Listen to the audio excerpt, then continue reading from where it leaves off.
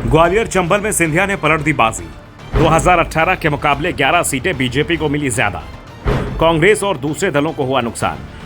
Gwalior Chambal reason में इस बार जबरदस्त उलटफेर हुआ। चुनाव के ऐलान के बाद से ही यह कहा जा रहा था कि इस क्षेत्र में कांग्रेस बेहद मजबूत है। बीजेपी के लिए अपनी सीट बचाना भी बहुत मुश्किल होगा।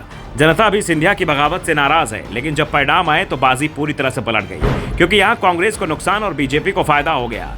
24 सीटों में से बीजेपी को 18 और कांग्रेस के हिस्से 16 सीट आई है। यानी बीजेपी ने अगर 11 सीटें ज्यादा जीती तो कांग्रेस की सीटें 10 कम हो गई। कांग्रेस को सबसे बड़ा झटका भिंड जिले की लाहार और शिवपुरी की पिछोर सीट पर लगा।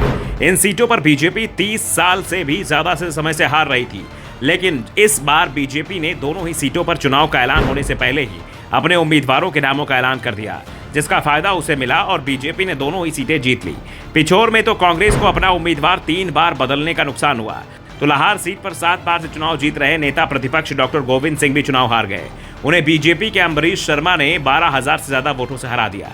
वैसे कांग्रेस के लिए राहत की बात यह रही है कि एक और एमपी के बाकी हिस्सों में उसका सुपड़ा साफ हो गया, तो वहीं ग्वालियर चंबल रीजन में उसने बीजेपी को बराबर की टक्कर दी। बीजेपी के कई दिग्गज नेताओं को हार का भी सामना करना पड़ा।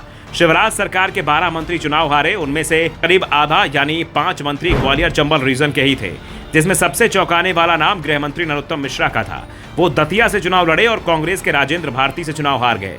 इसके अलावा भिंड जिले की अटेल सीट से चुनाव लड़ रहे सहकारिता मंत्री अरविंद भदौरिया 18,000 से ज्यादा वोटों से हार गए। उन्हें कांग्रेस के हेमंत कटारे ने हराया। इसी तरह से ग्वालियर ग्रामीण सीट से कांग्रेस के साहिब सिंह गुर्जर ने शिवराज सरकार में मंत्री भारत सिंह कुशवाहा को 3,000 वोटों से ज्यादा के अंतर से हरा दिया। बीजेपी को सबसे बड़ा झटका सिंधिया के गढ़ शिवपुरी की पोहरी सीट पर लगा। यहाँ बीजेपी हाईकमान सुरेश धाकड़ का टिकट काटना चाहता था, लेकिन सिंधिया अपने समर्थकों को जिता नहीं पाए। उल्टा धाकड़ ने सबसे ज्यादा वोटों के अंतर से हारने का रिकॉर्ड बना दिया। धाकड़ को कांग्रेस के कैलाश कुशवाहा ने करीब 50,000 वोटों के अंतर से हरा दिया। एमपी में जितने भी मंत्री चुनाव हारे हैं उसमें यह सबसे बड़ा अंतर है।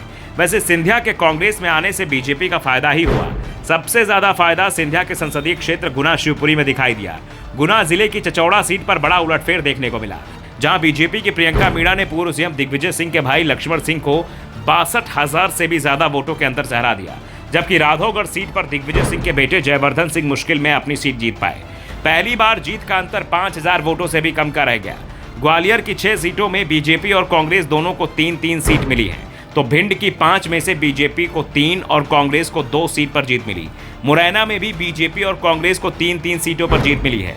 साफ है 2018 में बीजेपी का ग्वालियर चंबल रीजन में पूरी तरह सफाया हो गया था और कहा गया था कि इस बार भी बीजेपी के हालात सही नहीं है, लेकिन पिछले 6 महीने से राज्य में बीजेपी की ओर से लगातार फोकस किया जा रहा है। सिंधिया और नरेंद्र तोमर को यहीं पर कैंप करने के निर्देश दिए गए थे, जिसका परिणाम अब सामने भी दिखाई दे रहा है। बीजेपी ने उम्मीद से बेहतर प्रदर्शन किया है, तो दूसरी ओर कांग्रेस को अधूरी तैयारी का नुकसान उठाना पड़ा।